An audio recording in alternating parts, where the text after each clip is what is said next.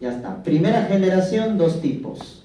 Baja potencia, fenotiacinas, representante clorpromazina.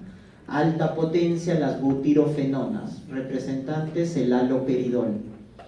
Y estos son los de segunda generación, ¿no?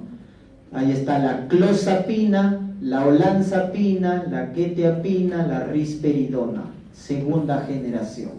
A los de primera generación también se le conoce con el nombre de clásicos o típicos. Es lo mismo, primera generación, clásicos o típicos.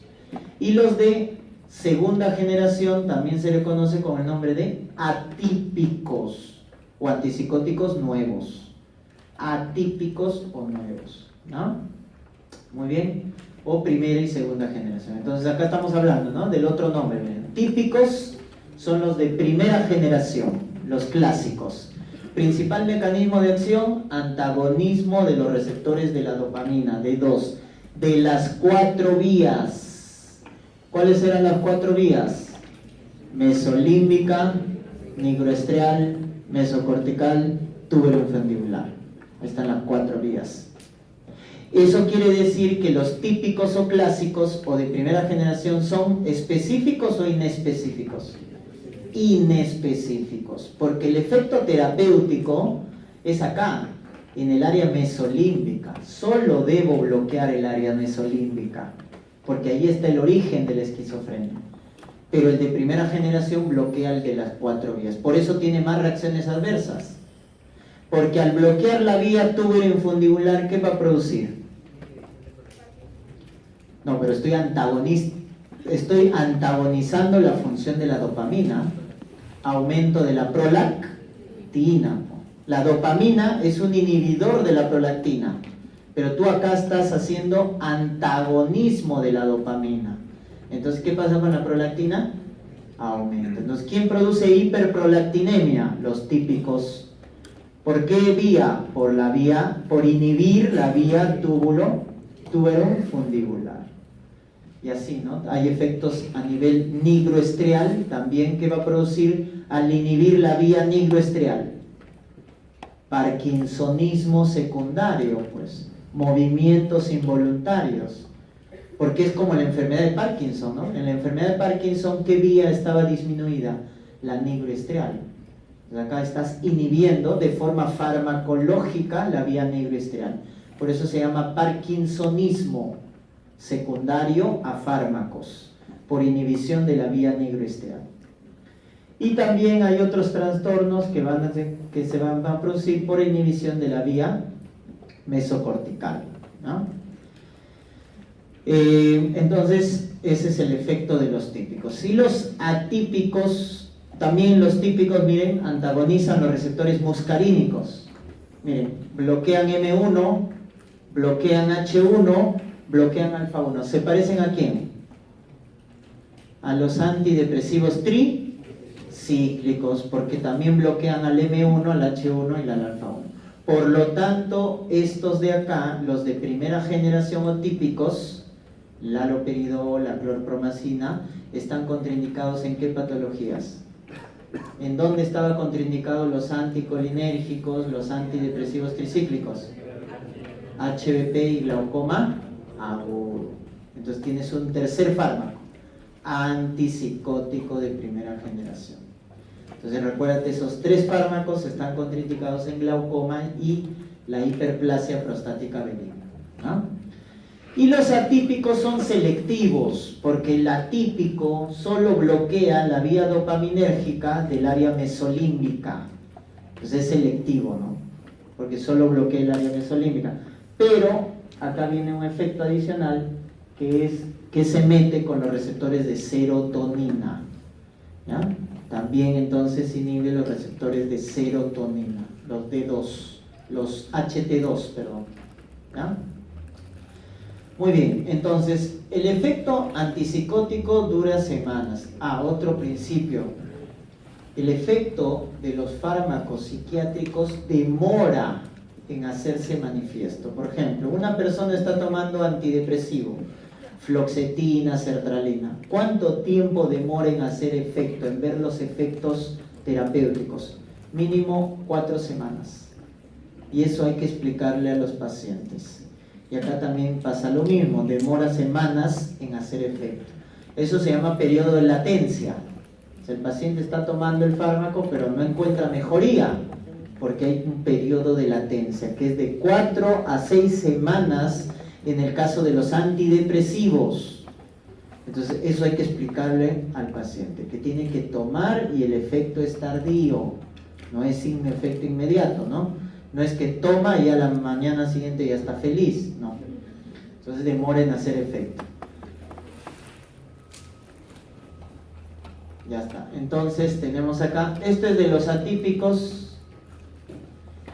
Entonces, los que generan más efectos adversos son los típicos, pero los atípicos también tienen un efecto indeseable, y es este de acá, la agranulocitosis, que sobre todo se ve con la clozapina. ¿Ya? Entonces, la clozapina hay que hacer control de hemograma, porque este atípico está asociado a granulocitosis. También hay hipotensión ortostática con la clozapina, baja el umbral convulsivo, por eso genera convulsión, puede generar convulsión, es más sedativo, tiene síntomas anticolinérgicas, taquicardia. Este es por el efecto de la serotonina. ¿Se acuerdan que los atípicos también se metían con la serotonina? Ahí está, aumento de peso, síndrome metabólico. ¿Quién produce aumento de peso, síndrome metabólico? Los atípicos. ¿Y quién produce parkinsonismo? ¿Quién produce boca seca, retención urinaria? Los típicos, por el efecto antimuscarínico y los alfa-1, ¿no? Entonces, cada uno tiene sus efectos adversos. De los típicos están los parkinsonismo secundario, hiperprolactinemia y los síntomas muscarínicos. Y de los atípicos, en el caso de la clozapina, la granulocitosis, y por el efecto de la serotonina producen aumento de peso y síndrome metabólico. Ya está. Estos son los llamados efectos extrapiramidales, que es producido por los típicos, por el haloperidol, por la clorpromacina, ¿ya? Entonces son movimientos involuntarios que son de 4 tipos. Les había mencionado el más frecuente, el parkinsonismo, pero también hay la distonía aguda, esta es otra frecuente, acaticia, el de las piernas inquietas, y la disquinesia, ¿no? Entonces el parkinsonismo, ¿por qué se caracteriza? Temblor, rigidez, dificultad para moverse, bradicinesia, ¿no? Es el típico paciente con enfermedad de Parkinson, ¿no? Tiene lentitud para moverse, eso se llama bradicinesia, tiene temblor de reposo, etc. La incidencia es alta, se alivia por los anticolinérgicos, ¿no? Se alivia con los anticolinérgicos. Acá se emplea el viperideno, es un anticolinérgico para revertir los efectos extrapiramidales. Las distonías agudas son espasmos en lengua, cara, cuello. Un ejemplo clásico es tortícolis. El paciente toma antipsicóticos y se le produce tortícolis, ¿no? A nivel del cuello. Entonces es una distonía aguda, ¿no? Es de aparición rápida, a los días de consumo nomás, y responde a los anticolinérgicos, viperideno, o a los miorrelajantes como el diazepam, ¿no? Miorrelajante, diazepam. Acaticia es de la agitación motora, es el síndrome de las piernas inquietas, ¿no? También responde a anticolinérgicos o benzodiazepinas o beta bloqueadores. Esta es la peor, porque es irreversible. O sea, las otras son reversibles. Suspendo el fármaco o le doy tratamiento con anticolinérgico, benzodiazepina y pasó. Pero las disquinesias son irreversibles, ¿no? Son movimientos de la lengua, de la boca, ahí están, faciales, ¿no es cierto? De masticación, etc., ¿no? Estos son irreversibles. Aparece a los meses o años de uso. Acá lo que hay que hacer es cambiar. Cuando aparece disquinesia, hay que cambiar un típico por un atípico. hay que cambiar, ¿no? Hay que darle clozapina o olanzapina. Entonces hay que descontinuar el tratamiento, ¿no? Y este es el efecto más severo de los antipsicóticos, sobre todo de los típicos, de los de primera generación, el síndrome neuroléptico maligno, que como ven ahí tiene 20% de mortalidad, 20% de mortalidad. Es una hiperreactividad simpática por mucho antagonismo de la dopamina. Como mucho se ha antagonizado la función de la dopamina, hay una gran descarga adrenérgica, ¿no? O sea, hay fiebre, hay rigidez, confusión, etc., ¿no? El trastorno de sensorio, se eleva esta enzima del músculo, la CPK, hay también hiperprolactinemia, etc. Este es el llamado síndrome neuroléptico maligno, ¿no? ¿Qué se da en este trastorno? Se da, como tiene bastante rigidez, se da un relajante muscular, se llama dantroleno. Dantroleno es el miorrelajante muscular.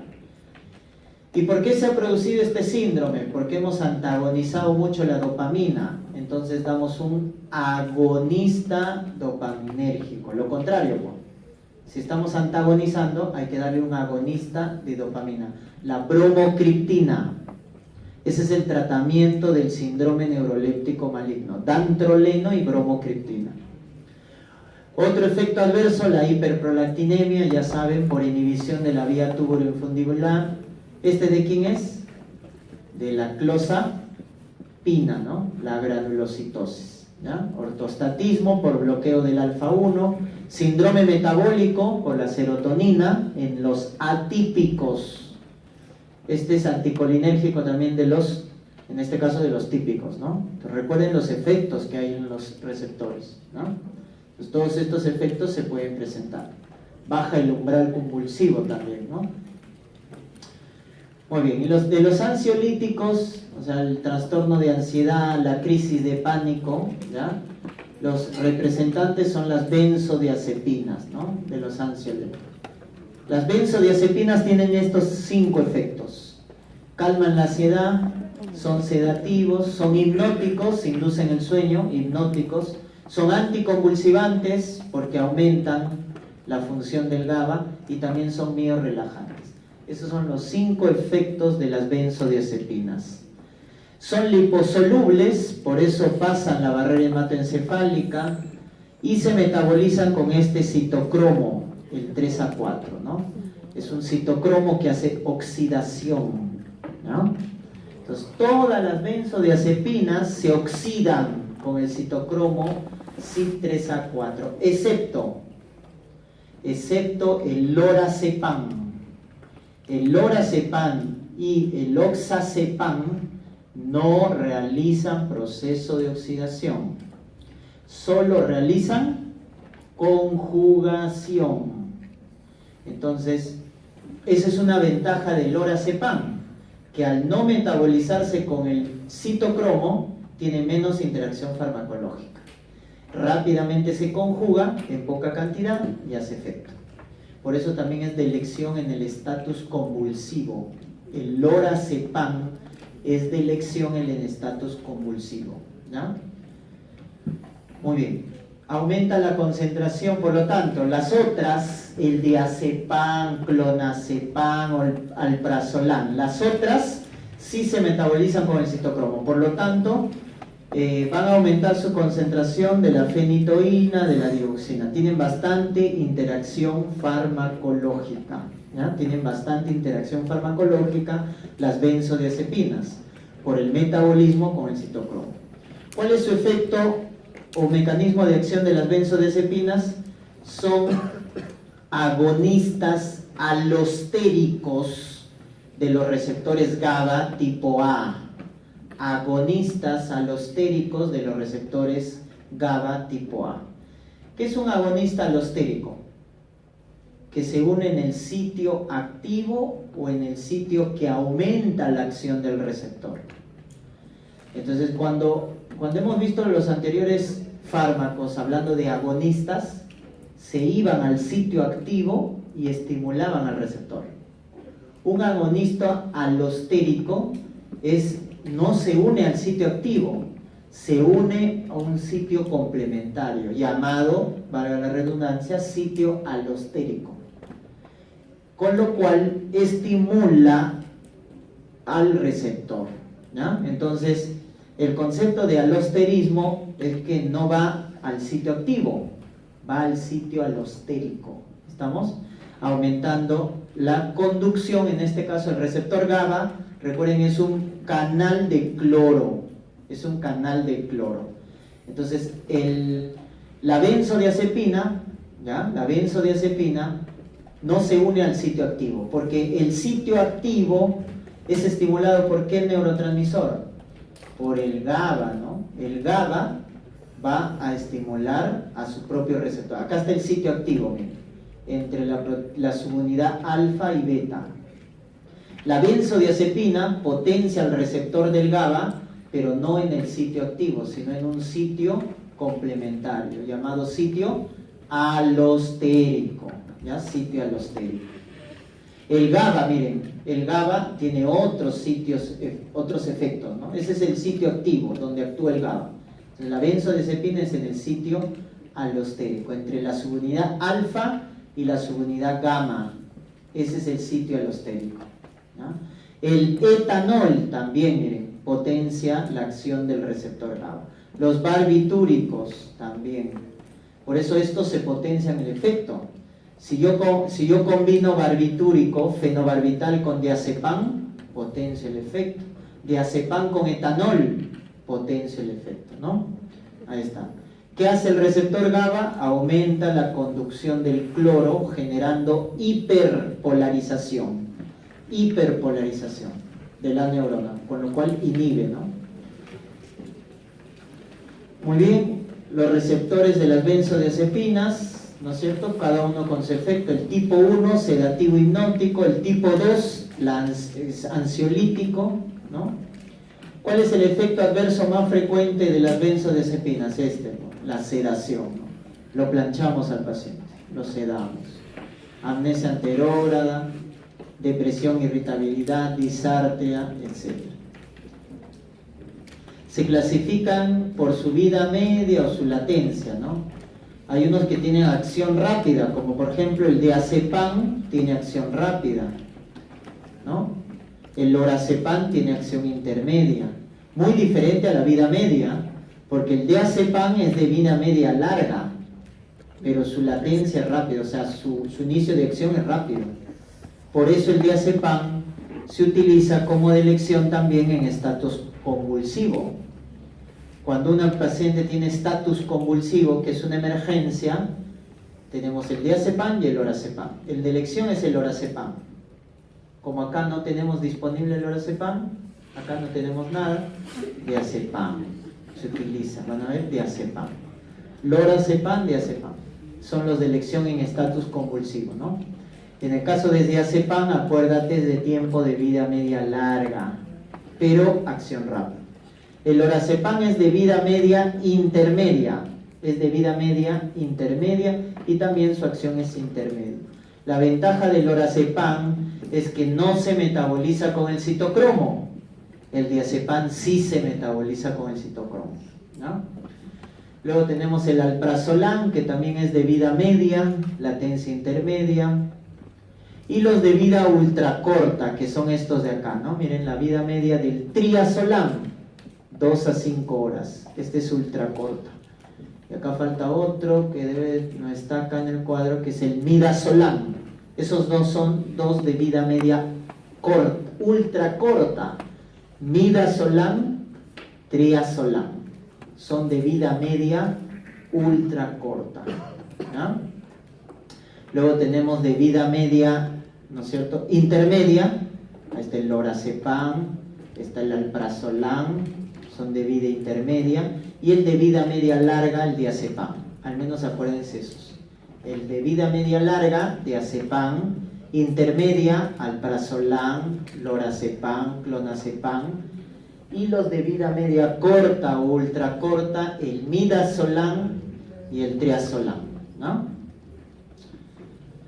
Muy bien, los fármacos, en la enfermedad de Alzheimer se utiliza esto, ¿no? Les había comentado de forma general que en la enfermedad de Alzheimer las neuronas colinérgicas están muertas, o sea, hay disminución de la acetilcolina. Entonces, en la enfermedad de Alzheimer hay que hacer una estimulación colinérgica. ¿Cómo lo hacemos eso? Con los inhibidores de la acetilcolinesterasa. Los inhibidores de la acetilcolinesterasa, que les había comentado, se utilizan en la enfermedad de Alzheimer.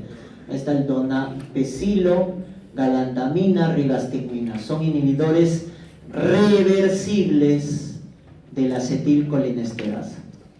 Eso se utiliza en la enfermedad de Alzheimer leve, moderada, en los estadios tempranos, leve, moderados.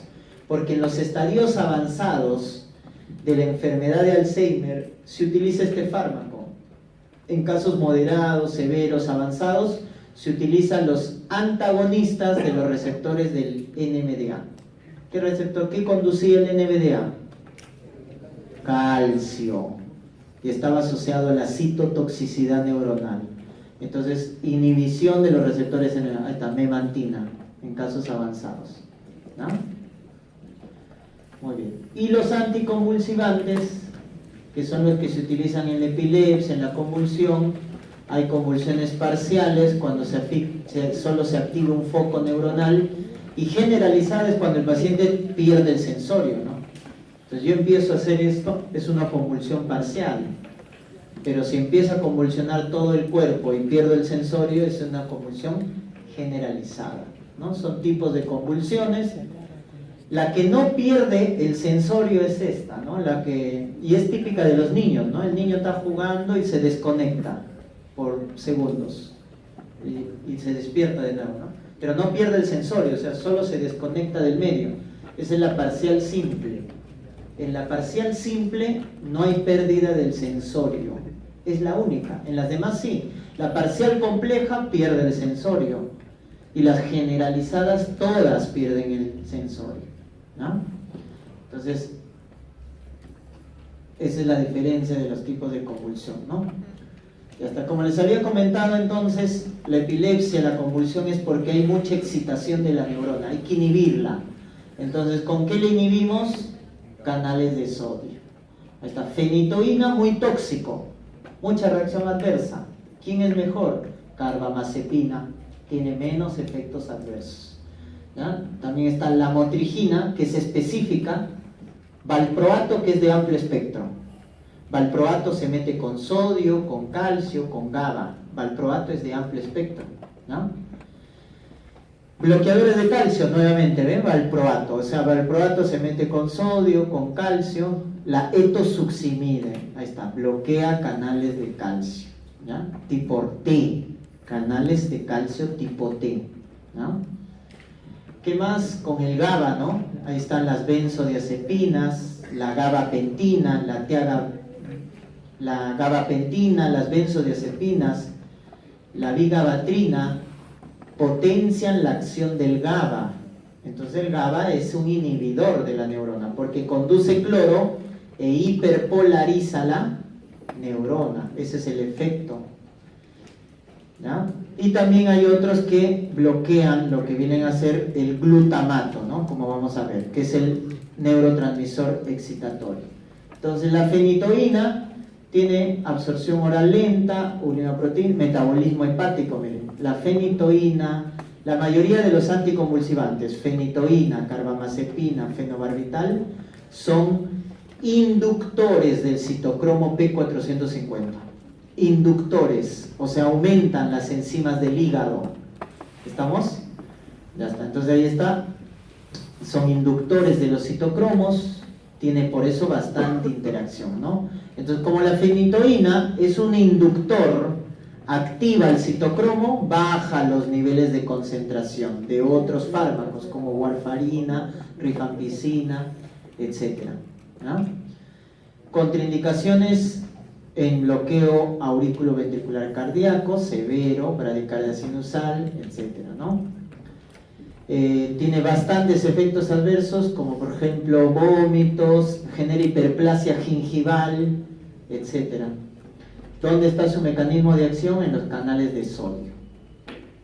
Estos son potentes, el fenobarbital, ¿no? Es potente, tiene buena absorción oral, metabolismo hepático, también es un inductor, induce citocromos. Por eso tiene mucha interacción farmacológica. Estos sí son tóxicos.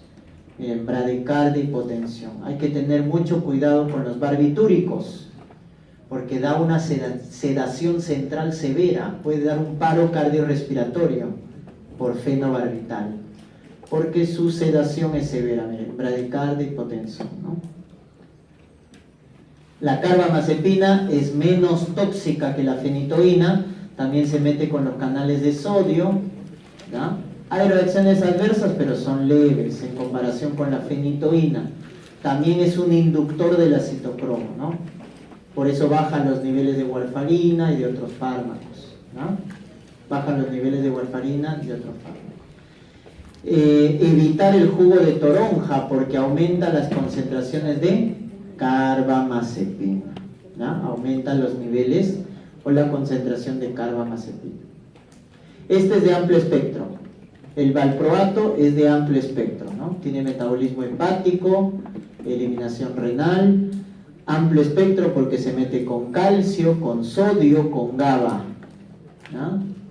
Y ojo, este hace la diferencia. El valproato inhibe citocromos, principalmente.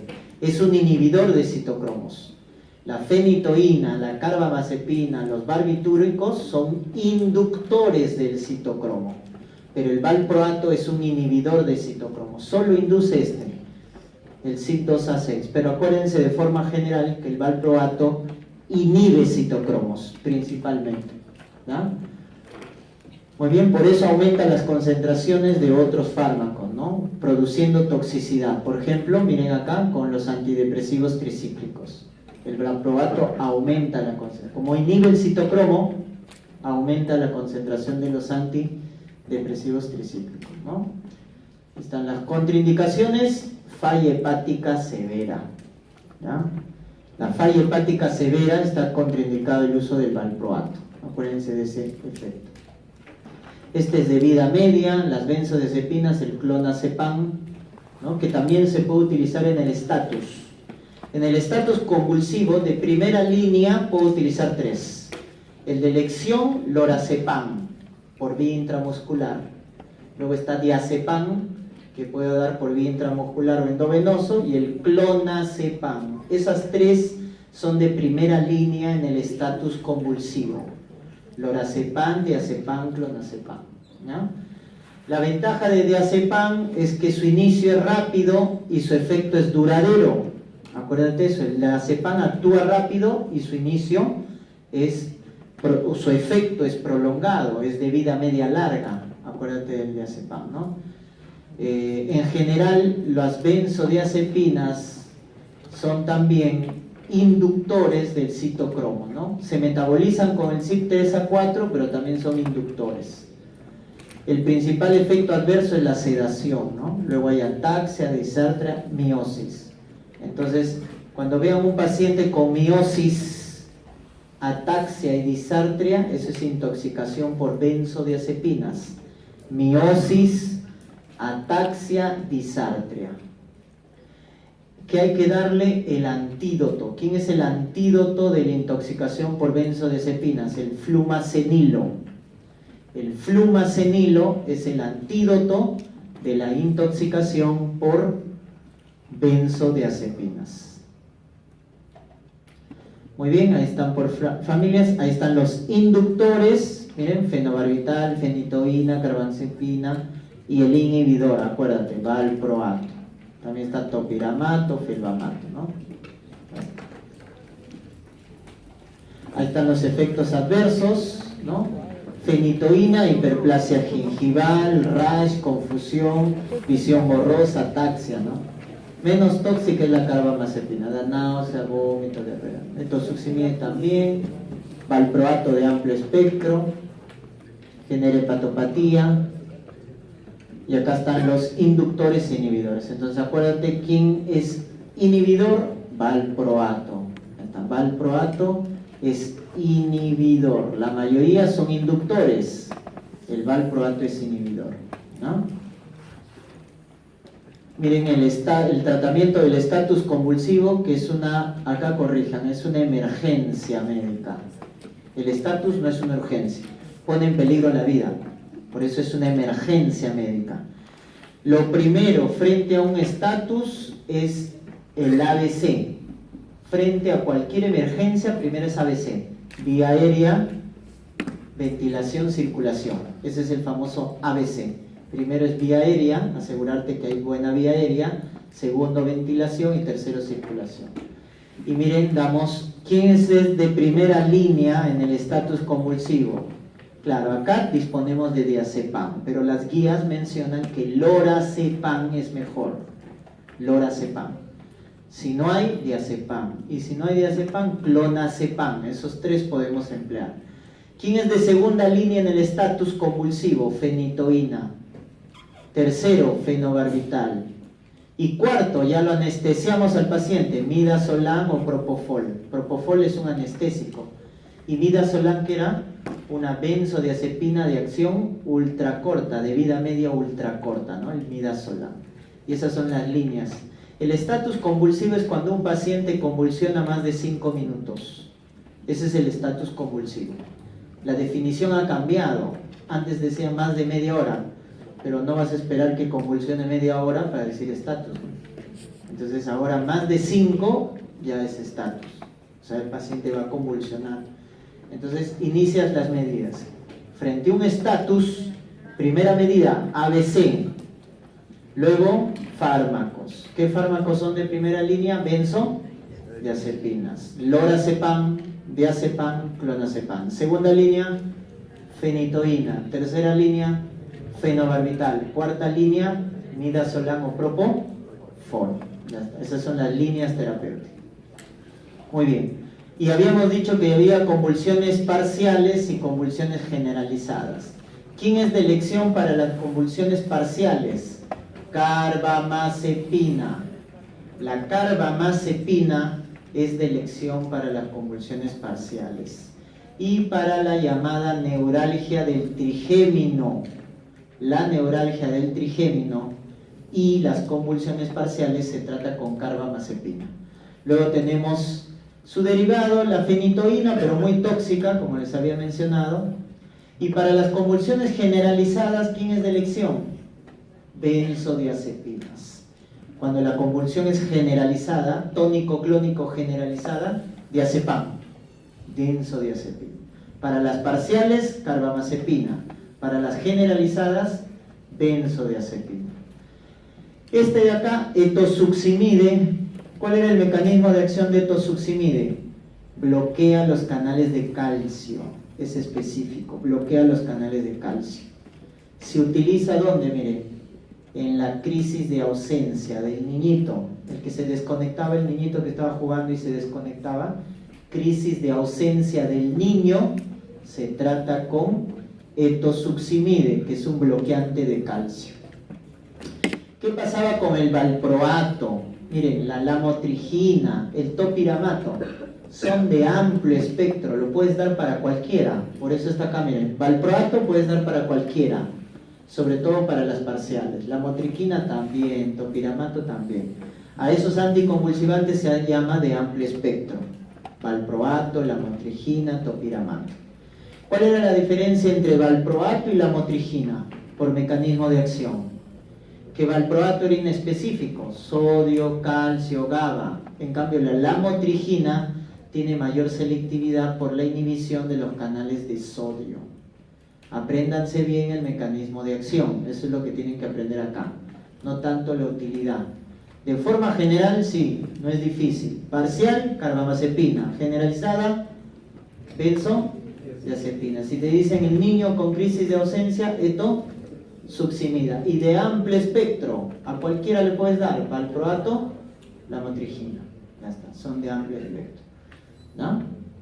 Y acá está, miren, resumido el mecanismo de acción. Entonces, si a ti te hablan de fenitoína, carbamazepina, los de amplio espectro, lamotrigina, topiramato, sodio. Valproato se mete con todo, sodio, calcio, por ahí acá, ¿ya ves? Etosuximide es específico de calcio. crisis de ausencia del... Este es uno nuevo. El levetiracetam tiene un mecanismo de acción diferente a todos. Su mecanismo de acción es inhibir a las vesículas sinápticas. Inhibe a la proteína A2 de las vesículas sinápticas. Entonces, ¿cuál era la función de las vesículas sinápticas cuando entraba calcio? Era liberar neurotransmisores. El levetiracetam inhibe la liberación de neurotransmisores. ¿De qué manera? Inhibiendo la proteína A2 de las vesículas sinápticas. Es un anticonvulsivante nuevo, se está recién estudiando, pero su perfil farmacodinámico es diferente a todos los demás, ¿no? Eso acuérdense. Muy bien, y acá está un resumen que les voy a dejar de tarea para que lean, ¿no? Están los antidepresivos, los datos más importantes. Los anticonvulsivantes, esto repasen su mecanismo de acción, ¿ya? Ahí está miren, el levetiracetam, miren su mecanismo de acción, acá está. Inhibe a la proteína A2 de las vesículas sinápticas. Eso significa esto, ¿ya? Estos son los antipsicóticos que ya hemos repasado. Parkinson y Alzheimer, ¿ya? Listo, chicos. Gracias.